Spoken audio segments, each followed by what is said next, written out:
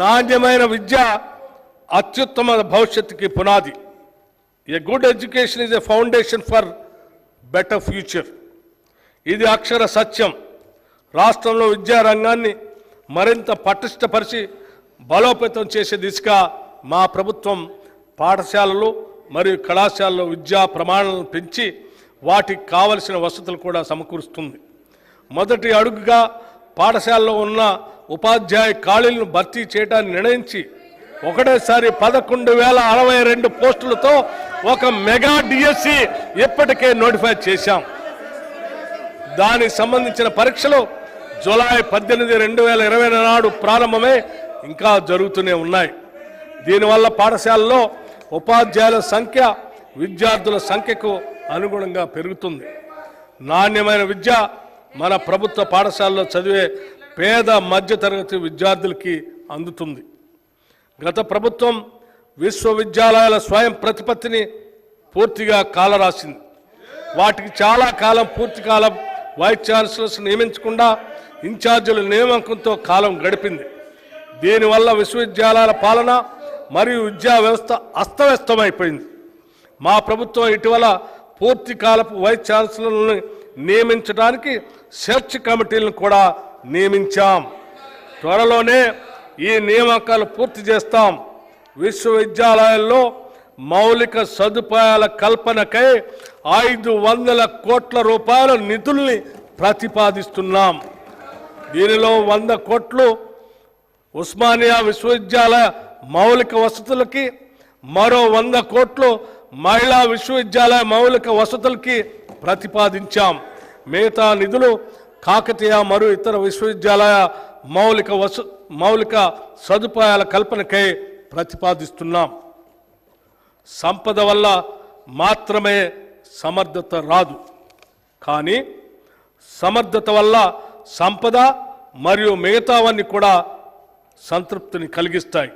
ఇది వ్యక్తులకైనా సమాజానికైనా సమానంగా వర్తిస్తుంది.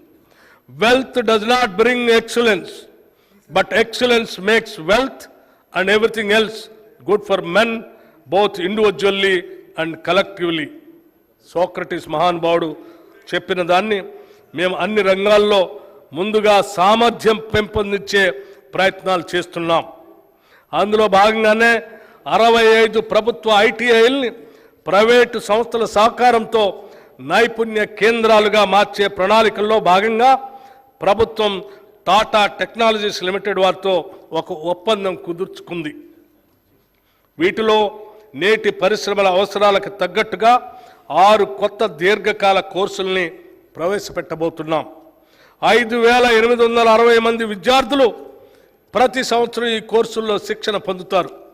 స్వల్పకాల కోర్సులతో ప్రతి సంవత్సరం 31,200 విద్యార్థులకి శిక్షణ లభిస్తుంది. ఈ ప్రాజెక్టులో భాగంగా ప్రభుత్వ ఐటీఐల్లో ఆధునిక సాంకేతిక పరికరాలు సమకూర్చబడతాయి. వాటిపై శిక్షణ ఇవ్వటానికి అవసరమైన నిపుణులను టాటా టెక్నాలజీస్ లిమిటెడ్ ద్వారా ఏర్పాటు చేశాం. ఈ నైపుణ్య కేంద్రాలు మన విద్యార్థులకి ఉద్యోగార్థులకి ఎంతో ఉపయోగంగా ఉంటాయి. వీటిలో శిక్షణ పొందిన వారికి ఉపాధి కల్పనలో కూడా టాటా టెక్నాలజీస్ లిమిటెడ్ సహకరిస్తుంది. ఈ ప్రాజెక్టును మల్లెపల్లి ఐటీఐ నుండి గౌరవ ముఖ్యమంత్రి గారు జూన్ నెలలో ప్రారంభించారు. పబ్లిక్ ప్రైవేట్ భాగస్వామ్యంతో జరుగుతున్న ఈ ప్రాజెక్ట్ అయ్యే మొత్తం ఖర్చు 2,324 కోట్ల రూపాయలు. దీనిలో ప్రభుత్వం చెల్లించాల్సిన మొత్తం 307.95 కోట్ల రూపాయలు మాత్రమే. మిగిలిన మొత్తాన్ని టాటా సంస్థల వారు వారి సిఎస్ఆర్ కార్యక్రమ నిధుల నుంచి సమకూరుస్తారు. ఈ బడ్జెట్లో ఈ ప్రాజెక్టుకి 300 కోట్ల రూపాయలు ప్రతిపాదిస్తున్నాం. విద్యారంగానికి ఈ బడ్జెట్లో 21,292 కోట్ల రూపాయలు ప్రతిపాదిస్తున్నాం.